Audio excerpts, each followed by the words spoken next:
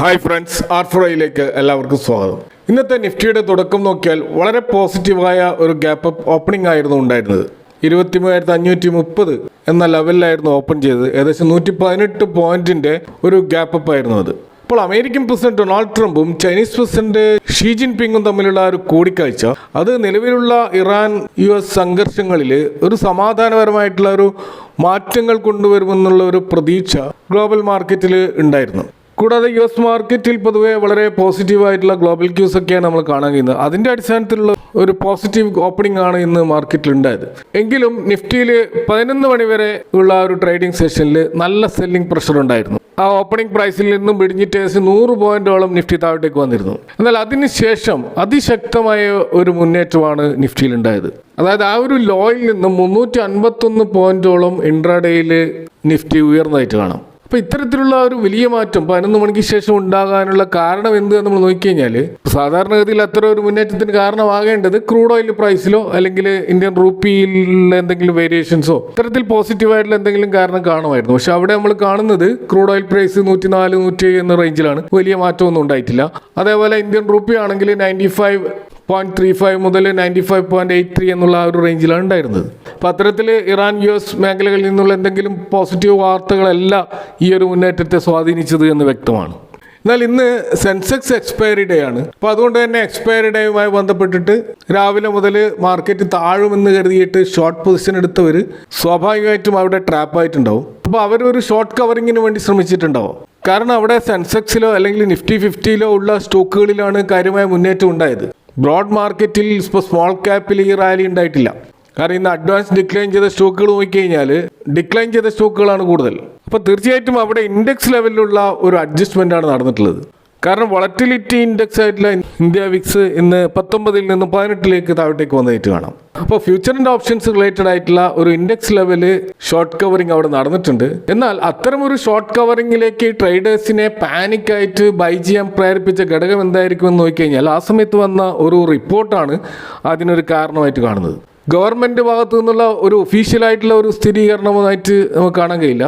Finance ministry ഇത്തരം ഒരു നീക്കം ആലോചിക്കുന്നു എന്നാണ് അതിൽ നിന്ന് മനസ്സിലാകുന്നത്. അപ്പോൾ പ്രമുഖ വാർത്താ ഏജൻസികൾ ഇത് റിപ്പോർട്ട് ചെയ്തത് സോഴ്സ് ബേസ്ഡ് ആയിട്ടുള്ള ഒരു വാർത്തയാണ്, ഒഫീഷ്യൽ ആയിട്ടുള്ള ഒരു വാർത്തയായിട്ട് ഇത് കാണാൻ കഴിയില്ല. അപ്പോൾ അതാണ് മാർക്കറ്റിൽ 11 മണിക്ക് ശേഷം ഉണ്ടായ റൂമറിനെ ബേസ് ചെയ്തുകൊണ്ടുള്ള ഒരു റാലി ഉണ്ടായത്. അപ്പോൾ ഇവിടെ FISനെ ഇന്ത്യയിലേക്ക് ആകർഷിക്കാൻ വേണ്ടിയിട്ട് ബോണ്ട് റിലേറ്റഡ് ആയിട്ടുള്ള ടാക്സുകളിൽ ഇളവ് കൊടുക്കുമെന്ന ഒരു പ്രഖ്യാപനം വരാൻ പോകുന്നു എന്നതാണ് ആ ന്യൂസ്. അപ്പോൾ ഇവിടെ പരാമർശിക്കുന്ന ടാക്സ് എന്ന് പറയുന്നത് ഇൻട്രസ്റ്റ് ടാക്സ് ആണ്. പകരം വിദേശ നിക്ഷേപകർ ഇന്ത്യയിലെ ബോണ്ടുകളിൽ നിന്ന് നേടുന്ന പലിശ, ആ പലിശയ്ക്ക് അവർ നികുതി നൽകേണ്ടതുണ്ട്. നിലവിൽ ഈ ഒരു നികുതി നിരക്ക് കുറയ്ക്കുകയോ അല്ലെങ്കിൽ അതിലെന്തെങ്കിലും ഒരു ഇളവ് നൽകുകയോ ചെയ്യുമെന്നാണ് റിപ്പോർട്ടുകൾ. അപ്പോൾ ഇങ്ങനെയാകുമ്പോൾ കൂടുതൽ വിദേശ പണം ഇന്ത്യയിലേക്ക് വരും. എന്നാൽ അതിൽ മറ്റൊരു ടാക്സും കൂടിയുണ്ട്, ക്യാപിറ്റൽ ഗെയിൻ ടാക്സ്. അപ്പോൾ ബോണ്ടുകൾ ലാഭത്തിൽ വിൽക്കുമ്പോൾ കിട്ടുന്ന ആ ഒരു നികുതി, അതായത് നമ്മൾ സ്റ്റോക്കുകളോ മ്യൂച്വൽ ഫണ്ടോ ഒക്കെ വിൽക്കുമ്പോൾ നമ്മൾ സ്വാഭാവികമായിട്ട് അടക്കേണ്ടി വരുന്ന ക്യാപിറ്റൽ ഗെയിൻ ടാക്സ്, അതുമായി ബന്ധപ്പെട്ട് എന്തെങ്കിലും ഒരു മാറ്റങ്ങൾ ഉണ്ടാകുമെന്ന് ഈ വാർത്തയിൽ പറയുന്നില്ല. ഇവിടെ ഇൻട്രസ്റ്റിലുള്ള ടാക്സിലാണ് ഇളവ് നൽകാൻ ഉദ്ദേശിക്കുന്നത് എന്നാണ് വാർത്തയിൽ നിന്ന് മനസ്സിലാക്കാൻ കഴിയുന്നത്. അപ്പോൾ സ്വാഭാവികമായിട്ട് ഇത്തരം ഒരു വാർത്ത നമുക്കറിയാം, നികുതി കുറഞ്ഞാൽ വിദേശ നിക്ഷേപകർ കൂടുതലായിട്ട് ഇന്ത്യൻ ബോണ്ടുകളിൽ നിക്ഷേപിക്കും. അപ്പോൾ അങ്ങനെ വിദേശ പണം ഒഴുകിയെത്തുമ്പോൾ ഡോളറിനെതിരെയുള്ള രൂപയുടെ മൂല്യം വർദ്ധിക്കും. അപ്പോൾ തീർച്ചയായിട്ടും മാർക്കറ്റിൽ ഇൻവെസ്റ്റേഴ്സിനെ സംബന്ധിച്ചിടത്തോളം ഗവൺമെൻറ് മാർക്കറ്റിനെ സപ്പോർട്ട് ചെയ്യാൻ നിൽക്കുന്നു എന്ന് കാണുന്നത് തന്നെ ഒരു ആത്മവിശ്വാസം നൽകുന്ന കാര്യമാണ്. അപ്പോൾ അതാണ് ഇന്ന് ഒരു പോസിറ്റീവ് സിഗ്നലായിട്ട് മാറിയത്. ഇന്ന് വന്ന മറ്റൊരു പ്രധാനപ്പെട്ട ഒരു ഗവൺമെൻറ് തീരുമാനവുമായി ബന്ധപ്പെട്ട് നമ്മൾ കാണുന്നത് ഷുഗർ സ്റ്റോക്കുകളിൽ ഉണ്ടായിട്ടുള്ള ഇടിവാണ്. അപ്പോൾ ഇന്നലെ രാത്രി സെൻട്രൽ ഗവൺമെൻറ് പുറത്തിറക്കിയ നോട്ടിഫിക്കേഷൻ പ്രകാരം ഇന്ത്യയിൽ നിന്നുള്ള ഷുഗറിൻ്റെ എക്സ്പോർട്ട് അത് 2026 സെപ്റ്റംബർ 30 വരെ നിരോധിച്ചിരിക്കുകയാണ്. അപ്പോൾ നേരത്തെ ഇത് ഒരു റിസ്ട്രിക്റ്റഡ് ആയിട്ടുള്ള അല്ലെങ്കിൽ നിയന്ത്രിത വിഭാഗത്തിലായിരുന്നു പെട്ടിരുന്നത്. എന്നാൽ ഇപ്പോൾ അത് പൂർണ്ണമായിട്ടും പ്രോഹിബിറ്റഡ് ആയിട്ടുള്ള വിഭാഗത്തിലേക്ക് മാറ്റിയിരിക്കുകയാണ്. അപ്പോൾ നമ്മുടെ രാജ്യത്ത് ഈ ഷുഗറിൻ്റെ ഉൽപ്പാദനം കുറയുമെന്ന റിപ്പോർട്ടുകളെ തുടർന്നാണ് ഇത്തരത്തിൽ ഈ ഡൊമസ്റ്റിക് മാർക്കറ്റിൽ ഷുഗറിൻ്റെ വില കൂടുന്നത് തടയാനും ആവശ്യത്തിന് സ്റ്റോക്ക് ഉറപ്പാക്കാനുമാണ് ഗവൺമെൻറ് ഇങ്ങനെയൊരു നടപടി ഇപ്പോൾ സ്വീകരിച്ചിരിക്കുന്നത്. അപ്പോൾ വരാൻ പോകുന്ന ഉത്സവ സീസണിൽ ഇൻഫ്ലേഷനെ നിയന്ത്രിച്ചിട്ടില്ലെങ്കിൽ സർക്കാരിന് അത് വലിയ വെല്ലുവിളിയാകും എന്ന ഒരു കാരണവും ഇതിന് പിന്നിലുണ്ട്.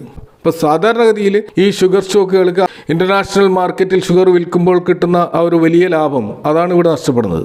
അപ്പോൾ അത് തീർച്ചയായിട്ടും അവരുടെ വരാൻ പോകുന്ന ക്വാർട്ടർ ഫലങ്ങളെ ബാധിച്ചേക്കുമെന്നും ഇൻവെസ്റ്റേഴ്സ് ഭയപ്പെടുന്നുണ്ട്. കൂടാതെ ഈ വർഷം എൽനിനോ പ്രതിഭാസം കാരണം മൺസൂൺ പ്രതീക്ഷിച്ചതിനേക്കാൾ കുറയുമെന്ന പ്രവചനങ്ങളുണ്ട്. അത് കരിമ്പുൽപാദനത്തെ ബാധിക്കുമോ എന്ന പേടിയും ഈ സെക്ടറിലുണ്ട്. എന്നാൽ ഇതിൻ്റെ ഒരു നെഗറ്റീവ് എഫക്റ്റ് കാരണമാണ് പല ഷുഗർ സ്റ്റോക്കുകളിലും നല്ല ഇടിവ് നമുക്കിന്ന് കാണാൻ കഴിയും. ഇപ്പോൾ ദംപൂർ ഷുഗർ, ദാരുകേഷ് ഷുഗർ, ബൽറാംപൂർ ചീനി, ശ്രീരേണുക ഷുഗർ, അങ്ങനെ പല ഷുഗർ സ്റ്റോക്കുകളിലും ഇതിൻ്റെ ഒരു പ്രതിഫലനം നമുക്കിന്ന് കാണാൻ കഴിയും. അതുപോലെ ഇന്ന് നിഫ്റ്റി 500 സ്റ്റോക്കുകളിൽ ഏറ്റവും ശക്തമായ മുന്നേറ്റം നടത്തിയ ഒരു സ്റ്റോക്കാണ് NLC ഇന്ത്യ.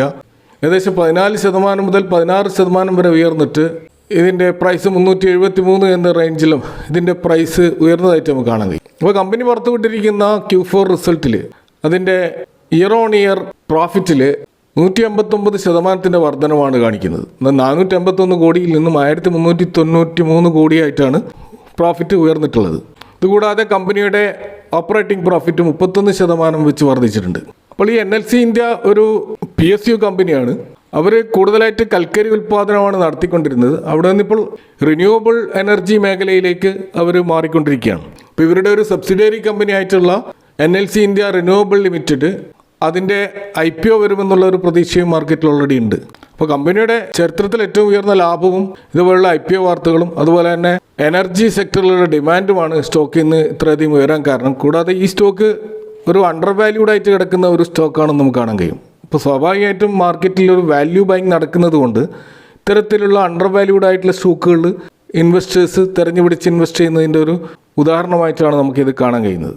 നമ്മൾ ഇന്ന് ഫ്യൂച്ചർ ആൻഡ് ഓപ്ഷൻസ് മാർക്കറ്റിൽ പുട്ട് കോൾ റേഷ്യോയുടെ അടിസ്ഥാനത്തിൽ മാർക്കറ്റിൻ്റെ ഒരു ഔട്ട്ലുക്ക് പറയുകയാണെങ്കിൽ ഈ 23,400, 23,500 എന്നുള്ള ആ ഒരു സ്ട്രൈക്ക് പ്രൈസിലാണ് പുട്ട് റേറ്റിംഗ് ഇപ്പോൾ ഏറ്റവും അധികം നടന്നതായിട്ട് കാണുന്നത്.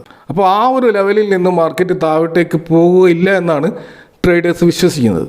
അതേപോലെ 23,500, 23,600 ലെവലുകളിൽ നിന്ന് വൻതോതിലുള്ള കോൾ അൺവൈൻഡിങ് നടന്നിട്ടുണ്ട്. അപ്പോൾ അവിടെ നിന്ന് വിൽപ്പന നടത്തിക്കൊണ്ട് പൊസിഷൻ 23,800, 24,000 ലെവലിലേക്ക് ഉയർത്തിയിട്ടുണ്ട്.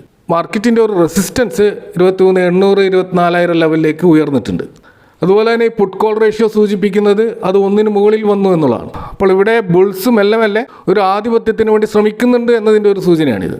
അപ്പോൾ ഏതായാലും നിഫ്റ്റി 23,500 മുകളിൽ നിൽക്കുന്നിടത്തോളം കാലം മാർക്കറ്റ് പോസിറ്റീവ് ട്രെൻഡ് തുടരുമെന്ന് തന്നെയാണ് പ്രതീക്ഷിക്കാൻ കഴിയുന്നത്. അപ്പോൾ അടുത്തൊരു പ്രധാനപ്പെട്ട കടമ്പ എന്ന് പറയുന്നത് 23,800, 850 ലെവലാണ്. എന്നാൽ ഏതെങ്കിലും കാരണവശാൽ പ്രത്യേകിച്ച് നാളെ ഫ്രൈഡേ ആയതുകൊണ്ട് തന്നെ മാർക്കറ്റ് ഇടിയുകയാണെങ്കിൽ 23,400, 23,500 എന്നുള്ള ആ ഒരു റേഞ്ച് ശക്തമായിട്ടുള്ള ഒരു സപ്പോർട്ടായി നിൽക്കാനാണ് സാധ്യത. അപ്പോൾ ഇന്ന് മാർക്കറ്റിലെ FIIസിൻ്റെയും DIIസിൻ്റെയും ആക്ടിവിറ്റീസ് നമ്മൾ നോക്കിക്കഴിഞ്ഞാൽ അവിടെ ഇന്ന് ഫോറിൻ ഇൻസ്റ്റിറ്റ്യൂഷണൽ ഇൻവെസ്റ്റേഴ്സ് കുറേ ദിവസങ്ങൾക്ക് ശേഷം നെറ്റ് ബയേഴ്സ് ആയിട്ട് മാറിയതായിട്ട് കാണാം. 187 കോടിയുടെ ഒരു ചെറിയൊരു നെറ്റ് ബൈങ് ആണെങ്കിലും അത് വളരെ പോസിറ്റീവായിട്ടുള്ള ഒരു കാര്യമായിട്ട് നമുക്ക് കാണാൻ കഴിയും.